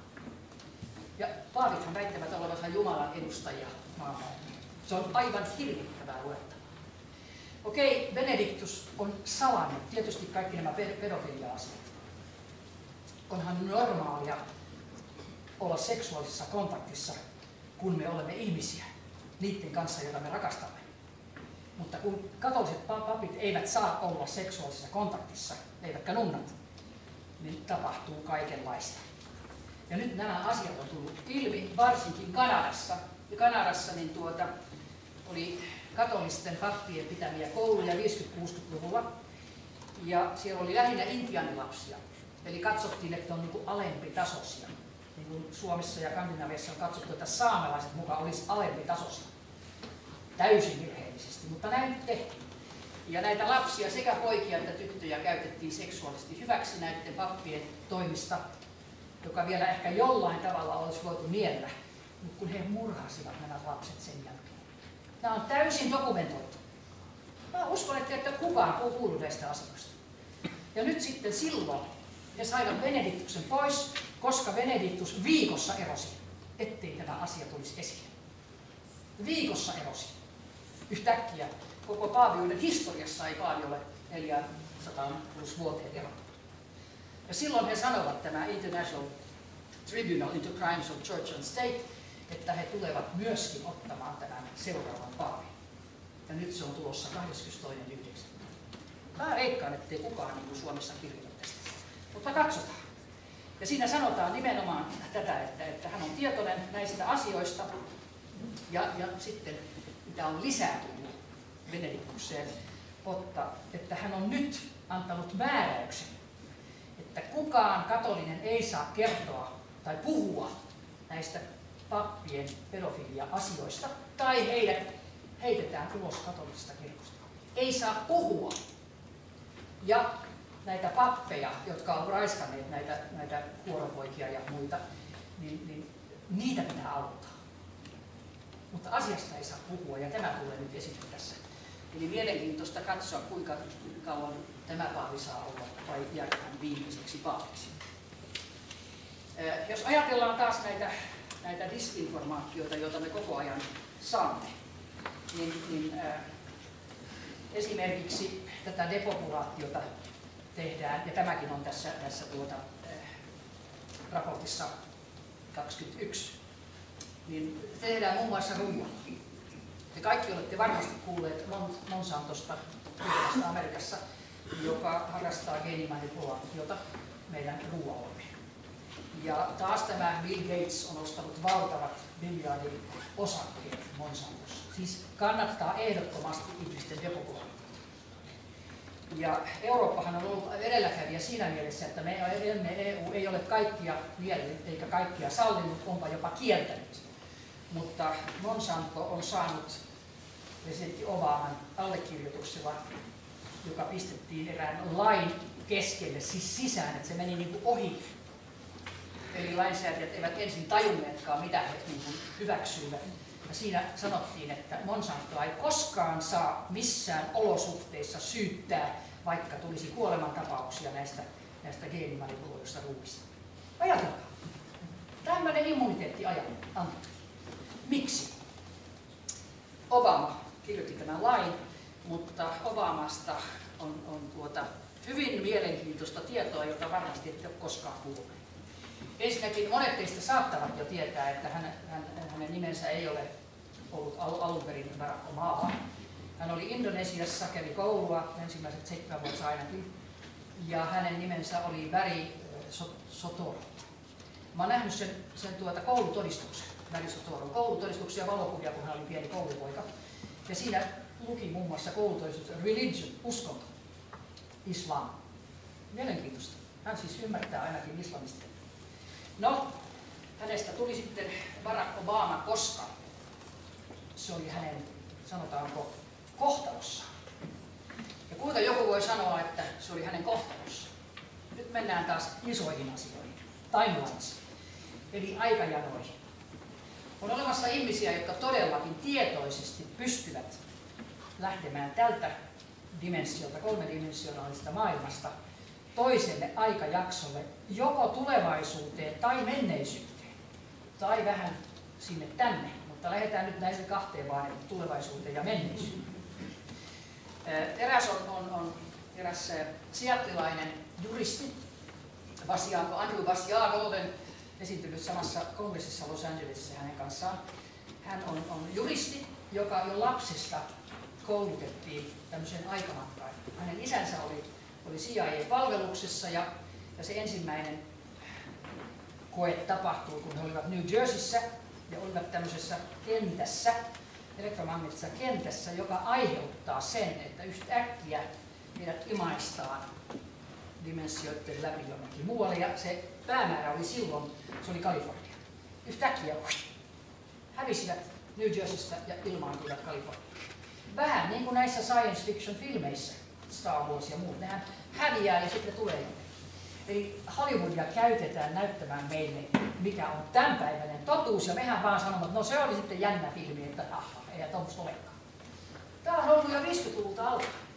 Me emme tiedä tästä mitään, ja Suomi ei varmasti ole tässä mukana, eikä me luulemme, että me olemme niin kauhean korkealla tasolla tämän Nokian takia, joka oli korkealla tasolla. Eli toisin sanoen me emme pysty tähän. Hän lähti myöskin sitten USAsta Afrikkaan. Mutta sitten kesti 6 viikkoa normaali junalla ja bussilla ja autolla ja millä lieneen, kun hän tuli sitten laivalla takaisin. Mutta hetkessä mentiin sinne. Ja minne hän meni? Hän meni muun muassa Marsiin. Hyvin mielenkiintoista. Ja se kaikkein mielenkiintoisin asia Marsista, joka liittyy Obamaan, on se, että tällä kurssilla, jossa häntä koulutettiin näihin dimensioihin ja irtaantumaan ja lähtemään ja ihan fyysisesti menemään, niin Obama oli hänen kurssikaverinsa. Se on mielenkiintoista. Rumsfeldkin oli siellä. Heitä koulutettiin tällä tavalla ja heidän tulevaisuutensa näytettiin. Ja silloin jo näytettiin Basiagolle Obaman tulevaisuus. Hänestä tulee USA-presidentti. Kaikki nämä on etukäteen jo suunniteltu. Välttämättä sehän ei ole kiveen hakattu, koska voi tulla erilaisia solmukohdissa erilaisia päätöksiä, mutta nämä solmukohdat meidän jokaisen elämässä on olemassa. Ja solmukohdassa katsotaan, mennäänkö sen suunnitelman mukaan vai tehdäänkö jotakin muuta. Ja Obamastahan tuli USA-presidentti. Mutta mielenkiintoista on se, että hän siis oli Marsissa, ja kun valkoiselta tasolta nyt kysyttiin tässä puolisen vuotta sitten, että eikö Valkoinen talo nyt voisi antaa oikeata informaatiota siitä, millä tavalla tai mitä me tiedämme näistä kosmisista kontakteistamme. Niin vastaus oli, minäkin allekirjoitin sen, vastaus oli, että meillä ei ole mitään tietoa universaalisesta ekstraterrestriaalisesta elämästä, ei myöskään maan päällä. Ajatelkaa. Ensimmäiseen vastaukseen vaadittiin 15 nimikirjoitusta. Sitten päätettiin antaa valkoiselle tasolle uusi, jossa oli kaikkien kosmonauttien, astronauttien, pilottien ja muita, siis tiedemiesten todisteet tästä asiasta. että ufot on olemassa ja sitä vaan painetaan niin villasella, ettei vaan suuri yleisö tietäisi. Yhtäkkiä ne korottikin, että nyt tarvitaan 25 000 nimikirjoitusta ennen kuin valkoinen taso vastaa. Ja tänä päivänä se on 100 000 nimikirjoitusta kuukaudessa. No sitä ei pysty monikaan keräämään. Että se jää nyt sitten siihen, että Valkoisella talolla ei ole tietoa. Mutta kun tietää, että tämä herra itse on ollut Marssissa, niin silloin alkaa ymmärtää, minkälaisen paineen alaisena Obama on. Ei hänellä ole mitään sanomassa mihinkään asioihin. Ja kerran kun häntä yritettiin painostaa rehellisyyteen, niin hän sanoi, että muistakaa, mitä Martin Luther Kingille tapahtui. Hänet tapetettiin. Siis hän tietää, että jos hän ei tätä kabbalaa, joka hallitsee maailmaa, tottele, ja se on yleensä sionistinen hyvin pitkälti, niin hänen kohtalonsa tulee olemaan se, mikä oli Martin Luther Kingillä, ja se saattaa vielä tulla. Eli hän on täysin muiden käskyvallan alla. Mielenkiintoista. Ja jos ottaa huomioon sen, että hyvin monet valtionpäämiehet ovat itse asiassa tiedustelussa mukana jopa. Bush oli vanhempi, hän oli jopa CIA-päällikkö. Ajatelkaa Putinia, ajatelkaa Kekkosta. Sekin oli EK-tutkija, joka edelsi Supua. Entäpä Obama? Nämä asiat on erittäin eri tavalla kuin mitä julkisuus yleensä kertoo. No, me menemme eteenpäin. Jos ajatellaan, millä tavalla ihmisiä sitten myöskin tänä päivänä kontrolloidaan, niin kuinka moni teistä tietää chemical trace-sanan? Aika moni. No, kymmenkunta sanotaan kuitenkin. Siis eräs tapa sairastuttaa ihmiset on lentokoneet, jotka valkoiset vanat eivät ole normaaleita. Normaali valkoinen vana, joka tulee lentokoneen jälkeen, hajoaa hyvin nopeasti. Ja se on sillä siisti. Mutta nämä ovat kemiallisia vanoja, jotka on pantu sinne koneeseen. Ja joskus ne on esimerkiksi Lufthansasta on nähnyt, niin myöskin matkustajakoneissa käytetään näitä joskus, mutta ne on yleensä sotilaskoneita. Ne pistää sen vanan. Ja se vana on hirveän nopeasti leviävä. Se on rosonen. Klikatkaa internetissä chemical trace, niin näette satoja kuvia. Ne menee ristiin yhtäkkiä niin kuin tällä tavalla. Sitten leviää. Ja on tuntikaupalla jopa siellä taivaalla, kunnes taivas menee ihan harmaaksi, niin kuin tulee pilvet tai muuta. Ihmiset ei tajua, että nämä on täys viruksia, nämä on täys bakteereita, nämä on täys kemikaaleja, muun muassa baariumia, joka on hyvin niin kuin tämmöinen vakava, kun se joutuu hengitysteihin. Ja miksi astma, miksi nämä hengityselinsairaudet ovat kohonneet erittäin paljon? Siellä on erinäisiä toksisia aineita magnesiumista alkaen, alumiiniumista alkaen. Tonneittain pistetään ilmakehään ja me hengitämme sisään. Kestää 3 vuorokautta ennen kuin koko Eurooppa on pistetty täyskemikaaleja, jotka tulevat. Ja meidän on pakko hengittää tietysti. Depopulation, eivätkä ihmiset tajua. Eli sitten kun te näette niitä, niin pistäkää ikkunat ja ovet kiinni ainakin, jos teillä on lapsia. Ja pitäkää ne vähän aikaa niin kuin sisällä, koska ne vaikuttaa erittäin voimakkaasti. Depopulation. Viime syksynä hyvin monet omakotitaloeläjät niin huomasi, että peltikatolle muodostui semmoinen älyttömän liukas kerros jotain ihmeainetta ja se ei lähtenyt, vaikka oli kuiva keli, niin silti pysyi katto liukkaa. Minä yritin kävellä kumikengät jalassa katolla, niin huomasin, että tämä on ennen kuulumatonta, että ei ole toistakymmeneen vuoteen tämmöistä ilmiötä tullut vielä eteen. Hän kertoi, että viime syksynä niin Ruotsissa oli tämmöinen rohkea nainen. Hän oli jonkun kunnan edustaja, ei eduskunnan, vaan kunnan. Ja hän esitti Ruotsin valtiolle kysymyksen, minkä vuoksi meitä myrkytetään ilmasta ja kertoi näistä chemtrailleista. Hän ei saanut mitään vastausta. Ei tietenkään. Koska vastaus olisi ollut, että emme me tiedä ja tämä on ihan normaalia ja nämä väitteet on täysin väärin. Mutta siitä on otettu näytteitä Joka kerta kun mä lähden, kun mä taas menen kotiin, niin mä tiedän, että sieltä tulee taas templatesit. Ja miksi ne menee ristiin? Mä kysyin eräältä amerikkalaisesta asiantuntijoilta, miksi sieltä niin joskus tekee ristiin, mutta että me tietokoneelta, kun me seuraamme, näemme, mitkä alueet ovat kontaminoitu. Eli mitkä alueet on niin kuin ruiskutettu, eli tämän alueen ihmiset sitten, niiden sairastumista ruvetaan seuraamaan. Tämä on vain depopulation program. Muistakaa, 85% pitää hävittää. Ja meitä ei ole liikaa. Kyllä mä olen aivan varma, että jos me rupeamme nyt tiedostamaan asioita, niin me voimme tehdä jotakin. Mutta ajatelkaa, mitä on Amerikassa jo tehty. Siellä on kielletty omalle tontille pistämään niin kuin salaatteja ja tomaatteja ja kurkkuja ja muuta, kun ihmiset ajatella, että no niin, että minäpä otan näitä tuoreita hedelmiä. Ja se on virallisesti kielletty. Siellä tulee sitten FBI ja muut tämmöiset pistoleiden ja kivääreiden kanssa. Yksi 4-vuotias tyttö otettiin, että hän ei saa näitä tomaattiviljelyksiä laittaa. Pikkulapsi, joka yritti nyt vähän kasvattaa noin omalla kotipihalla. Siis se on täydellinen tämmöinen natsivaltio jo, ja ihmiset ei tajua. Obama on allekirjoittanut lain, että kuka tahansa ihminen voidaan koska tahansa, mistä syystä tahansa tai ei mitään syytä pidättää, heittää vankilaan määräämättömäksi ajaksi. Tämä on virallista. Mä en aio mennä siihen maahan, koska ne ottaa tuulissa kiinni. Ja tämä eräs juristi, jonka tunnen aika hyvin, niin hän on aiheuttanut sen Malesiassa. Malesian tämmöinen korkein oikeus on tehnyt päätöksen, ja kun se päätös on kansallinen, niin silloin voidaan valittaa sitten tai pistää eteenpäin Haagin International Criminal Court, eli kansainväliseen rikosoikeuteen Haagissa.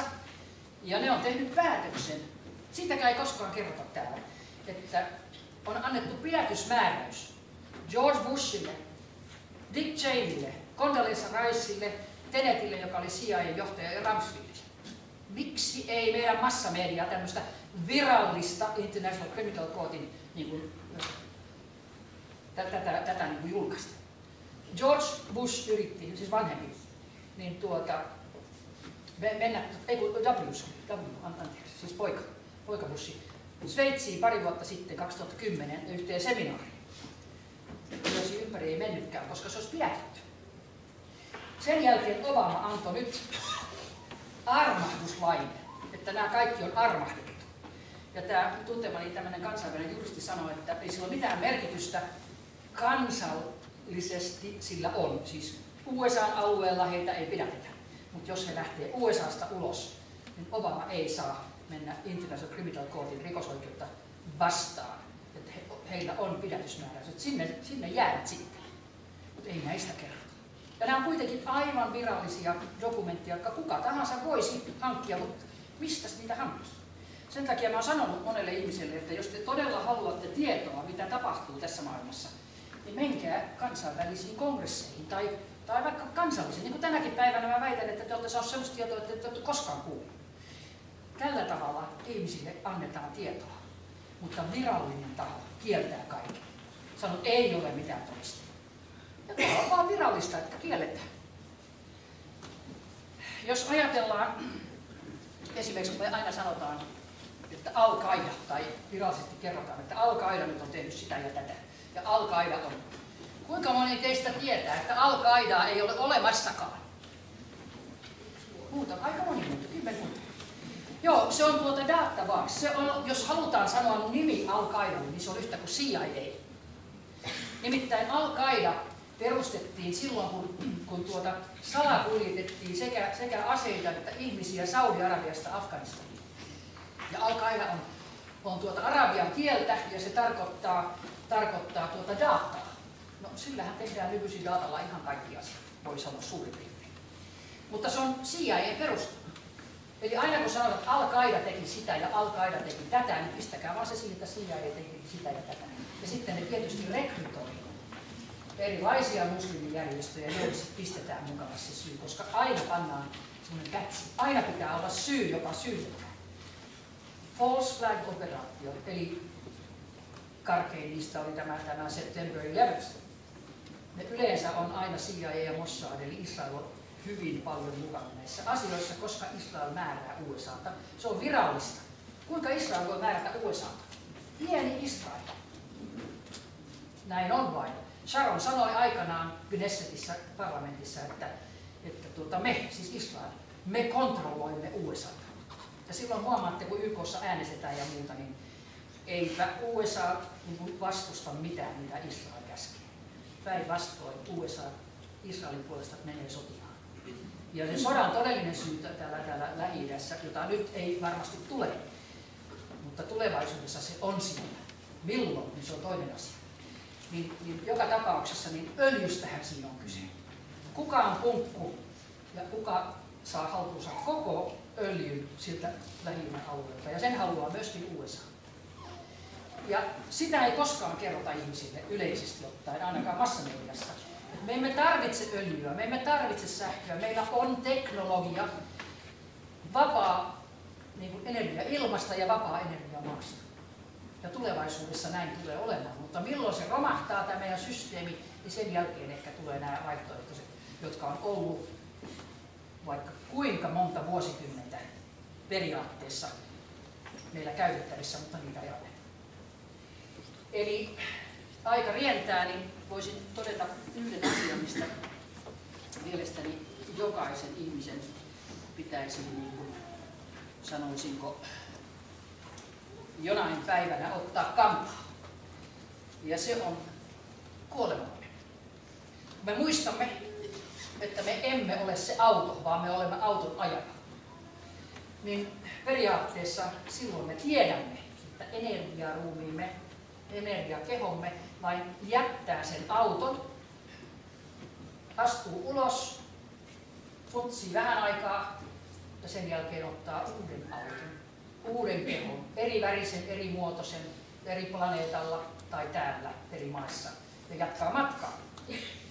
Ja haluaisin muutamalla sanalla tässä muistuttaa tätä, koska tässä jokin aika sitten vappuna eräs hyvä ystäväni kuoli. Ja hänellä oli naapurina nuori nainen, joka oli selvänäkijä ja oli nähnyt, että tämä kuollut ystävä, naapurimies, istuikin, vaikka kuoli Keski-Suomessa, niin istuikin kesämökin rappusilla Lapissa. Ja oli kovin hämmentynyt. Ajatelkaapa nyt, miltä teistä tuntuu, kun lähdette pois ja ruumis jää, niin kyllä siinä varmasti on aika tavalla hämmentynyt. Ja minä sitten keskityin, meditoin ja kirjoitin automaattikirjoitusta. Ja sain tällaisen tekstin, että tämä henkilö, en sano nimeä, voi hyvin ja on iloinen uudesta olomuodostaan, jossa ei ole kipuja. Hän on kovin iloinen kaikista ystävistään, jotka häntä muistivat perheen ohella. Hautajaiset olivat hieno lähtötilaisuus tästä maailmasta tällä kertaa. Kokonaisuus määrää kaiken. Elinpäivät on ennalta määrätty tässä maallisessa olomuodossa. Olemme kaikki oppimassa elämän läksyjä, rakkauden osoittamista erilaisilla tavoilla, toistemme auttamista, toistemme taakkojen helpottamista ja anteeksiantoa. Emme koskaan eroa henkisellä tasolla. Olemmehan kaikki yhtä jumalallista energiakenttää, jossa jokainen on tärkeässä roolissa eri tavoilla edistämässä maailman kehittymistä kohti kaikkiallista rakkautta. Olemme ikuisia sieluja oppimassa eri rooleissa erilaisia elämänläksyjä. Kun yksi asia on opittu, tulee uusi vaihe ja uudet oppiaineet. Kaikki on tarkoitettu ihmislasten kehittymistä varten yhä korkeammalle tasolle maailmankaikkeuden erilaisissa manifestaatioissa. Kaikki on kehitystä, kaikki on muutosta, myös ikävienkin kokemusten kautta. Jokainen sielu on energiaa, värähtelyä erilaisilla frekvensseillä, eikä elämä ja kokemukset koskaan lopu. Elämme ikuisuudessa universumin erilaisissa olomuodoissa fyysisellä tasolla, joka vaihtelee elämästä toiseen. Vaikka fyysinen olomuoto muuttuu ja kuihtuu, ei energia, sielu koskaan kuihdu. Se kerää vain erilaisia kokemuksia itseensä, kuten sipuli kerää aina uusia renkaita kasvaessaan. Jokainen elämä erilaisissa fyysisissä hahmoissa antaa tietoa ja nostaa kollektiivisen tajunnan tasoa sillä energialla, joka siihen on lisätty. Joskus negatiivisella, joskus positiivisella lisäyksellä ajatusten ja tekojen mukaisesti itse kunkin kohdalla. Kaikki vaikuttaa kaikkeen. Elämä on suuri mysteeri, mutta maan päällä asuville olennoille, ihmisille, eläimille, koko luomakunnalle se on suuri mysteeri. Kaikkialla on tajunta, tietoisuus erilaisissa fyysisissä olomuodoissa, erilaisissa maailmoissa, erilaisessa maailmankaikkeudessa, joka koko ajan pyrkii edistämään harmoniaa ja rauhaa vihan sijasta erilaisille käsityksille, joiden pitäisi ymmärtää, että oma totuus ei ole aina se oikea. On vain yksi totuus, mutta sillä on monet kasvot. Jumala on rakkaus ja ihmiselämän syvällisin tarkoitus on oppia tuntemaan oman elämänsä oppiaineet ja niiden vaikutus muihin ihmisiin. Eli Jumala on rakkaus. Kiitoksia.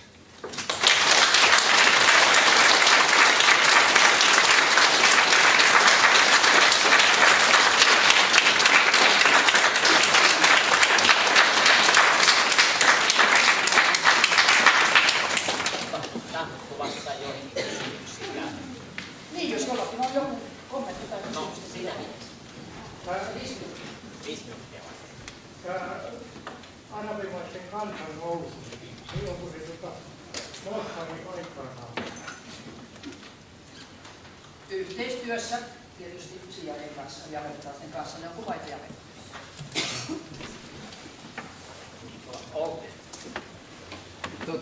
Raunilenan kanssa, tai sulle vähän infoa, niin mä oon nykyistä Paavia. Itse olen kaikista uskonnosta lähtenyt pois tietenkin. Kehotan kaikkia teitä muutenkin tekee samaa, mutta olen silti erittäin uskonnollinen ihminen. Eli nämä 2 asiaa on aivan eri juttuja. Olen saanut tieteellisen koulutuksen, mutta olen sitä mieltä, että Jumala on varmasti olemassa. Se on looginen johtopäätös. Tai siis tämä energia, mistä mä puhun. Mutta tämä nykyinen Paavi minusta on eri luokkaa kuin kaikki aikaisemmat paavit. Ja mä väittäisin, että sulla on ehkä väärää tietoa tästä hänen merkityksestään, että hän on ehdottomasti rauhanmies ja viisas. Siis mun käsityksen mukaan olen useimmiten kyllä väärässä. Mutta kuitenkin se mikä pitää valtaa Vatikaanissa, se on kardinaalien neuvosto. Ja kardinaalien neuvosto sitten määrittelee, mitä Paavi sanoo, mutta hän on lipsauttanut muutaman kerran ihan järkevää puhetta, ehkä vahingossa. Ja mä niin kuin pelkään hänen puolestaan, koska hän on mun mielestä hyvä ihminen. Ensimmäinen Paavi kategoriassa. Odotan tämän oikeudenkäyntiä alkuun. Meissä on kaikissa hyvä puoli ja huono puoli. Mehän ollaan 50-50 ehkä tai jotain muuta. Joo, 50-60. Kyllä tulevaisuus on se, että uskonnot tulevat sortumaan, koska uskonnot ovat pitäneet ihmisiä kahleissa ja nimenomaan disinformaatio. Sanotaan nyt 2 pahinta mun mielestä. Neitseellinen syntymä, joka on mahdollista liskoille, mutta XX on naisten niin kromosoomit ja XY on miesten, eli nainen ei voi koskaan synnyttää miespuolista, mutta voisi synnyttää naispuolisen. Tämä on siis täysin selvä, ja että mukavasti ruumis mädäntynyt tai tuhkattu viimeisenä päivänä nousee ylös, niin sehän ei tapahdu, koska heti kun me kuolemme, niin sekunnissa tämä energiaruumis nousee, mutta jopa Raamatussakin puhutaan valoruumista, että kyllä siellä on hyviä ituja, jos sitä noin selektiivisesti. Kommentti tuohon, täysin samaa mieltä tästä. Kirkot ja tämä militaariteollisuussysteemi, jotka pitää valtaa, niin se on täyttä totta. Siis kirkot pitää valtaa ja hallitsee ihmisiä. Mutta tämä, että mitä tämä Franciscus nyt tekee, niin se on ollut hyvä. Toivottavasti hän saa elää. Olen samaa mieltä kokemuksen perusteella siitä kehosta lähtemisestä, niin se on tapahtunut kohdalla niin tuhansia kertaa. Onko vielä tuossa? Mä olisin vielä paljon noihin kemikaalivaneja, niin itsekin niitä aina katselen tuolla taivaalla mökillä. Niitä on tänä kesänä ollut aika vähän menneisiin kemikaalivaneista. Mutta aina niitä katsellessa sitten mietin, että soittaisin Ilmatieteen laitokselle ja kysyisin, että mitä nämä oikein ovat ja tivaisin sitten, että olen kuullut, että tämmöisiä kemikaaleja liitetään. Kyllä mä niin tällä lailla kauheasti ihmettelen, että voidaanko tämmöistä tutkijayhteisöä pitää niin täydellisessä kontrollissa. Eikö ne tiedä, eikö ne saa kertoa, mistä siinä on kysymys, että sanotaan nyt ilmatieteilijät ympäri maailmaa, niin sieltä ei tule ketään, joka sanoo, että tässä on jotain outoa tässä hommassa, vaikka koko ajan niin kuin me mitataan ilmakehän koostumusta joka puolella. Tämä on sotilaallinen kysymys. Nimenomaan, siis ihmisiä hävitetään. Eli Ilmatieteen laitos ei koskaan tule sanomaan totuutta, vaan se sanoo jotain, ei me tiedetä tai ei ole tai jotain muuta. Sitten on olemassa kysymys, että eikö ne tiedä. Osa tiedemistä tietää, osa ei tiedä, mutta kaikilla on suu tukussa. Esimerkkinä voisin sanoa tämän Lääkärilehden 34 numero, joka tästä Fukushimasta antoi 100% väärää tietoa. 3 suomalaista professoria, Stuck, siis tämä säteilyturvalaitos, niin oli yksi, jossa sanottiin, että Fukushimasta ei ole tullut mitään terveyshaittoja eikä tulevaisuudessakaan tule olemaan. Ja siis leuka loksahti ja mä pistin sinne vastineen, en tiedä julkaistaanko toivottavasti, koska tosiasia, siis tavallinenkin kuka tahansa tietää, että totta kai hirvittävästä radioaktiivista säteilystä tulee jotain terveyshaittoja. Amerikassa on 40 000 ihmistä jo kuollut Fukushiman radioaktiivisuuteen. Lasten imeväiskuolleisuudessa oli välittömästi 11 viikon jälkeen valtava piikki länsirannikolla 35% ja Kanadan puolella British Columbiassa 50%. Siis kuolleisuuspiikki tästä, koska lautat, kaikki maailman jätteet, siellä tuli jopa autoja ja mitä tahansa, niin rakennusjätteitä sinne länsirannikolle. Ja jopa sitten Pennsylvaniassa siellä keskellä, lähellä New Yorkia, 48% piikki tuli lapsikuolleisuudessa. Miksi siellä? Koska tunnethan viedät joka paikalle ja silloin tuli valtava rankkasade. Ja se rankkasade aiheutti tämän piikin. Eli jos ihmisiä varoitettaisiin, niin ainakin ne ottaisi vauvat sisälle joskus aikaa. Mutta sitähän ei tehdä, kaikki kielletään. Mä olin Norjassa silloin ja muutama viikko sen jälkeen yhtäkkiä säteilyturvalaitos Norjassa, kuvitelkaa, sanoi, että tarpeettomina me olemme lopettaneet kaikki nämä mittaukset. Mitä? Silloin me ruvettiin sitten kavereiden kanssa niin mittaamaan, ja ne oli aivan hirvittävän korkea. Puolet korkeammin kuin olisi pitänyt olla. Me olemme lopettaneet. Eli jos te saatte säteilyturvalaitokselta esimerkiksi mobiilipuhelinen niin vaarattomuudesta lausuntoja, niin tiedätte vaan, pistäkää ylös alas. Se on todella paha. Mobiilipuhelimilla ne ehdottomasti aiheuttavat syöpää. Nyt WHO, maailman terveysjärjestö, on jo virallisesti ilmoittanut, että mahdollisesti mobiilipuhelinkännykkä on syöpää aiheuttava. Ja kun WHO sanoo, että mahdollisesti, niin se on 100%, mutta ne haluavat estää oikeudenkäynnit, joita tuli tupakkaoikeudenkäynnissä. Ja ne haluavat estää tämmöisen säteilyoikeudenkäynnin, niin sanovat mahdollisesti. Älkää antako lapsille kännykkää muuta kuin jos on pakko hätätilanteessa. Älkääkä itsekään käyttäkö muuta kuin silloin, kun on tosi pakko. Lasten niin kuin nämä aivokuvat, kun otetaan kännykän käytössä, niin se on aivan hirveä. Mutta eihän tätä anneta, muistakaa, depopulaatio. Kun sen pidätte mielessä, niin otatte ikinä, ette vie lapsia rokotettavaksi, ettekä ota yhtään rokotusta, ette käytä kännykkää, eli aivan pakko. Ja muistakaa, että kun katsotte makuuhuoneessa televisiota, niin se televisio on rakennettu niin, että se filmaa teitä, että alkaa olla sängyssä.